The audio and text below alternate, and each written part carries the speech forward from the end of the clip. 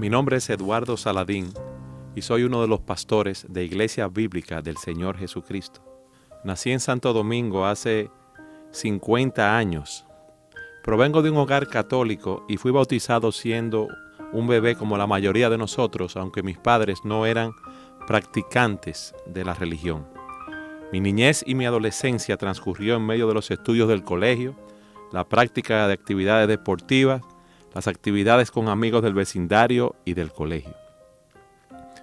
Era una persona sin conocimiento ni temor de Dios en mi corazón, aunque los valores morales aprendidos en mi hogar siempre pesaban mucho sobre mi conciencia.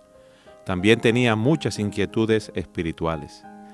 Desde joven tenía ese vacío en mi corazón, como lo describe Eclesiastés 3:11, que Dios ha puesto eternidad en el corazón de los hombres, y traté de llenarlo estudiando religiones orientales, religiones por medio de las cuales trataba de salvarme por mis propios esfuerzos, creyendo en doctrinas que eran antibíblicas. Y hoy, mirando hacia atrás, veo que hay caminos, como dice la Escritura, que al hombre le parecen derechos, pero su fin es camino de muerte. El efecto de estas filosofías en mi alma fue algo muy efímero, porque ese vacío que tiene el hombre en su corazón, solamente Dios lo puede llenar. Y en ese tiempo, al igual que todo joven, que todo adolescente, era una persona guiada por mis propios deseos, por mi propio consejo y por mi propio entendimiento. Cuando una persona vive siguiendo sus propios deseos, solamente vive para satisfacer sus propios placeres, estando lleno de pasiones desordenadas, de malos deseos, de avaricia, de mentira, de contiendas. Al ir pasando los años, Dios, aún sin ser creyente, me concedió el privilegio de poder conocer a la que hoy es mi esposa, Patricia, y con la cual contraje matrimonio. Estando casados y teniendo una buena relación con mi esposa, siempre le refería a ella del gran vacío que sentía en mi corazón y la gran inquietud espiritual. Y le decía que la vida no podía ser solamente el tener momentos felices, como ver nacer y crecer a nuestros hijos, compartir con amigos y familiares, prosperar en el trabajo, y también tener momentos tristes, ver amigos y familiares enfermos o muriendo, llegar así a viejos entre alegrías y tristezas y morir, y después, ¿qué? Ella me decía que no fuera tan mal agradecido, que teníamos que dar gracias a Dios por lo mucho que nos había dado, por la bendición de nuestro matrimonio. Como nosotros nos casamos muy jóvenes, ella con 19 años y yo con 23, ella todavía estaba estudiando en la universidad. Allí conoció a un grupo de personas creyentes que le predicaron el Evangelio y la invitaron a asistir a la iglesia donde ellos eran miembros.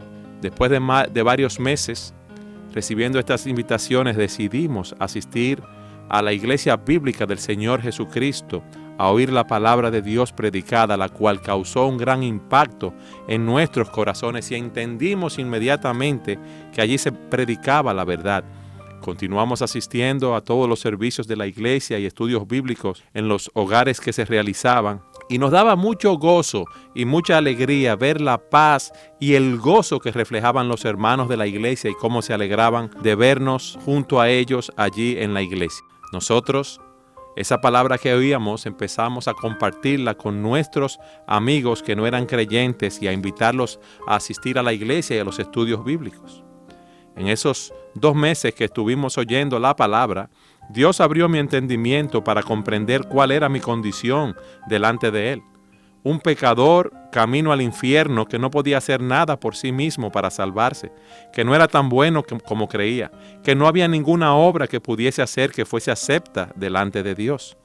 Textos como Romanos capítulo 3, versículo 10 en adelante me mostraban mi condición espiritual, y cada vez que lo leía taladraba mi corazón cuando la palabra escrita decía: no hay justo ni aun uno, no hay quien entienda, no hay quien busque a Dios. Todos se desviaron, a una se hicieron inútiles, no hay quien haga lo bueno, ni siquiera uno. Y Romanos 3:23 que decía: por cuanto todos pecaron y están destituidos de la gloria de Dios. Allí me daba cuenta que todos nosotros somos pecadores y todos nosotros estamos siguiendo nuestro propio camino, como dice Isaías 53:6. Todos nosotros nos descarriamos como ovejas, cada cual se apartó por su camino. Me entendí claramente que siguiendo mi propio camino era un fin de muerte y que solamente entregando mi vida a Jesucristo podría ser salvo.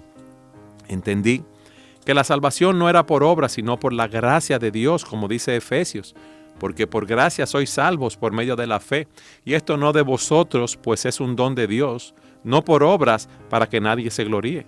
Entendí también que hay un solo camino al Padre y este es Jesucristo, como nos dice Juan capítulo 14, versículo 16, yo soy el camino, la verdad y la vida, y nadie viene al Padre si no es por mí.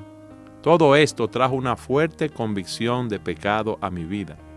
Y sabía que debía ir a los pies de Cristo, en arrepentimiento de mis pecados, entregando mi vida a Él y confiando para mi salvación en la obra que realizó en la cruz del Calvario. Pero sabía también que el ser discípulo de Cristo significaba entregar toda mi vida al Señor en sumisión absoluta a su soberanía. No había un término medio, porque la Escritura dice que un siervo no puede servir a dos señores, porque o aborrecerá al uno y amará al otro, o estimará al uno y menospreciará al otro. No podemos servir a Dios y a la riqueza. Tenía que haber una separación completa del pecado. Tenía que haber una separación completa de los antiguos estándares de vida.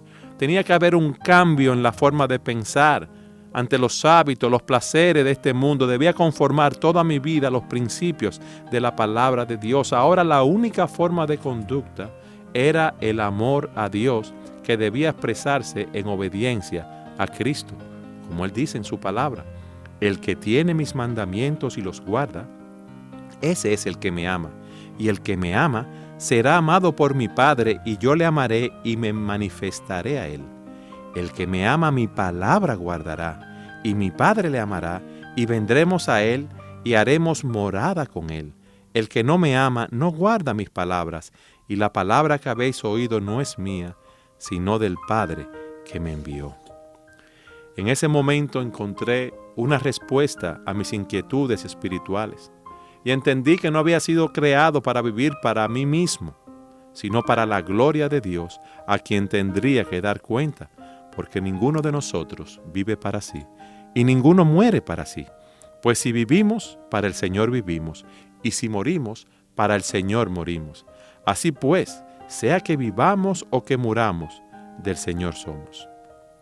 Imagínense el choque que esto es para una persona que había vivido toda su vida para sí mismo, guiado por los deseos de su carne, haciendo su propia voluntad en la vida, que había vivido 23 años hasta este punto siguiendo la corriente de este mundo.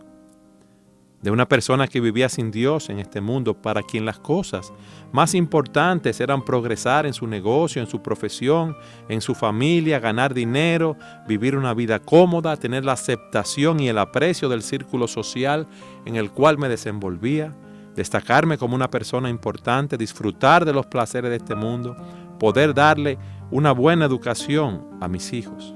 Pero el seguir a Cristo representaba en muchos sentidos dejar atrás muchas de esas cosas. Muchas eran lícitas, pero muchas no eran lícitas porque me llevaban a vivir para mí mismo. Y el seguir a Cristo representaba el ser rechazado por mis amigos y mi círculo social, enfrentar problemas familiares, manejarme en los negocios y en mi profesión como enseña la palabra de Dios. Y esto, a nuestros ojos, era algo completamente nuevo. Luego, en el mes de abril, a los 2 meses de estar asistiendo a la iglesia, entregué mi vida al Señor y recuerdo el texto que un hermano me leyó. Mis ovejas oyen mi voz y yo las conozco y me siguen, y yo les doy vida eterna y no perecerán jamás, ni nadie las arrebatará de mi mano. Mi Padre que me las dio es mayor que todos y nadie las puede arrebatar de la mano de mi Padre. Ese día, esa carga que tenía, ese vacío en mi corazón fue llenado al saber que todos mis pecados habían sido perdonados y que el saber que a partir de ese momento ya no vivía yo, sino Cristo en mí, y que lo que ahora vivía en la carne lo vivía en la fe del Hijo de Dios, quien me amó y murió por mí. Ahora sabía que tenía una esperanza, la esperanza de la vida eterna, porque como dice la palabra, el que oye mi palabra, como dice Jesucristo en Juan 5:24, y cree al que me envió, tiene vida eterna y no vendrá a condenación, mas ha pasado de muerte a vida. Y ahora solamente podemos expresar nuestra gratitud a Dios, que nos ha hecho aptos para participar de la herencia de los santos en luz, que nos ha dado una esperanza por la cual vivimos.